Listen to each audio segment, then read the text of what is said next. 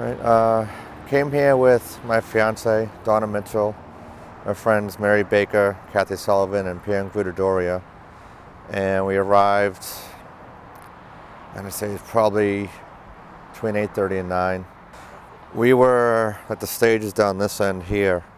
We were to the right of the stage, right about 12 feet back, kind of looking at an angle at the stage.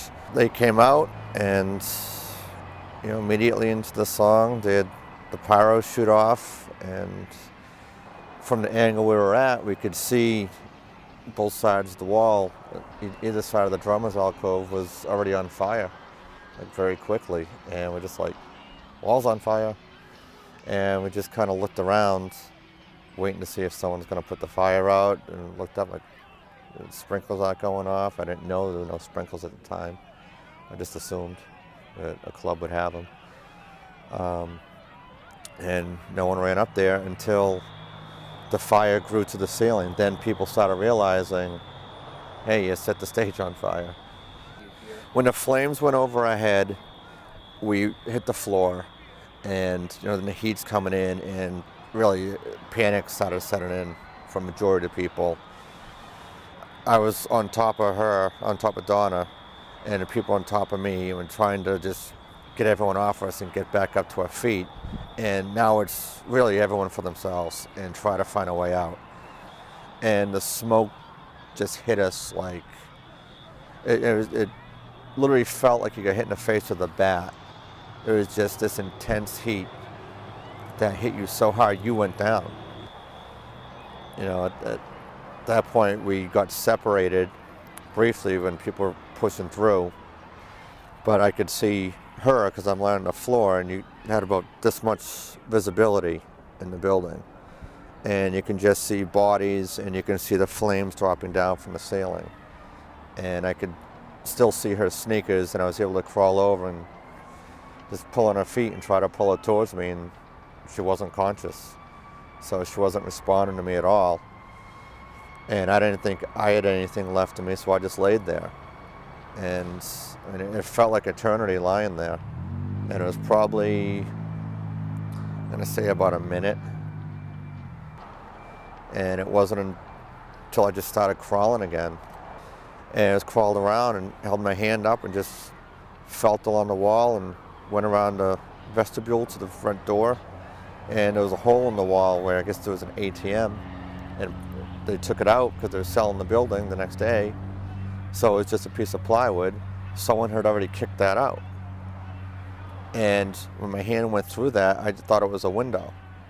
So I just dove through the hole in the wall, and I wound up about 6 feet in front of the front door. And I was in the middle of the vestibule, and I looked to my right, and this is a wall of flames. And I looked to my left, and I could see flashing lights. So I crawled out, and I was at the railing in the stairs. And I just see all the firefighters and everything. I dove into the parking lot and kind of leaned against the tour bus, and the firefighters ran over and grabbed me because my shirt was still smoldering and my hair was smoldering. And they dragged me across the street to where triage was.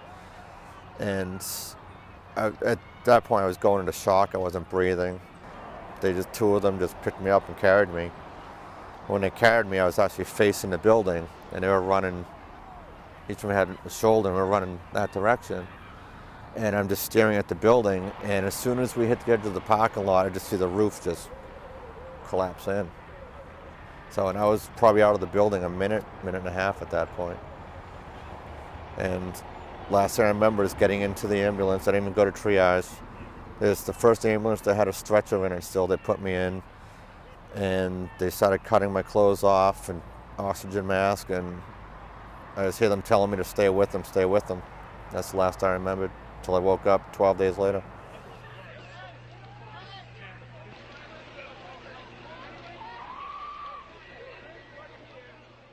My cousin's a deputy fire chief in Whitman, Mass, and he had asked if I would attend a meeting that I guess Massachusetts put a coalition together after the fire that Governor Romney had.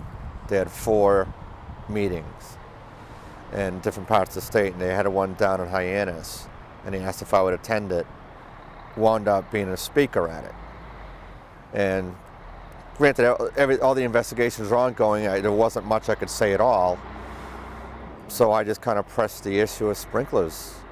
And that was my first time doing it. And then soon after that, I got connected with the Phoenix Society. And it took a few years, but they were slowly building me up to be an advocate for sprinkler safety. And then it was probably 3 years ago for them, I started speaking as an advocate. Because this didn't need to happen. And it's happened way too many times in history. You know, just in the United States, it's happened, you know, well over a dozen times where you've had just mass casualty deaths that if it had sprinklers in any of the buildings, there probably would have been 0 deaths.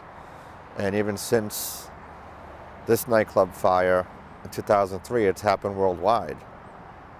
You know, and if the United States is going to be a world leader in anything, you know, that's something very small. You know, we want to be the best in safety, we want to be the best in fire departments, law enforcement, whatever it is.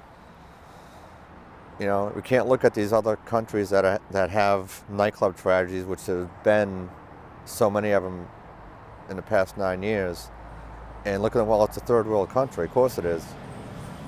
Happened here a lot more times than it happened in their countries. You know, and it's common sense. You know, it's pure common sense that buildings like this, every building should have them. I read the arguments against it passing, and I understand nobody wants to spend the money. They just want to make money. But this type of business comes with an expectation of safety by the public. You cannot assume that people will get out of your establishment if there is a fire. Picture your busiest night, full capacity. People are having fun, drinking, listening to a band, then boom, there's a fire. You would think that everyone goes to the nearest exit, but human nature sets in. And I think going to Chattanooga, Tennessee, and advocating for sprinkler safety in nightclubs specifically down there, and having it passed so the city ordinance was changed so that they're now going to have sprinklers in all the nightclubs. I think that was like the biggest step forward I could have taken, and really made me think like, all right, this is what I'm supposed to be doing. It works, you know, and I'm helping the way I'm supposed to be helping. So it's a huge feeling.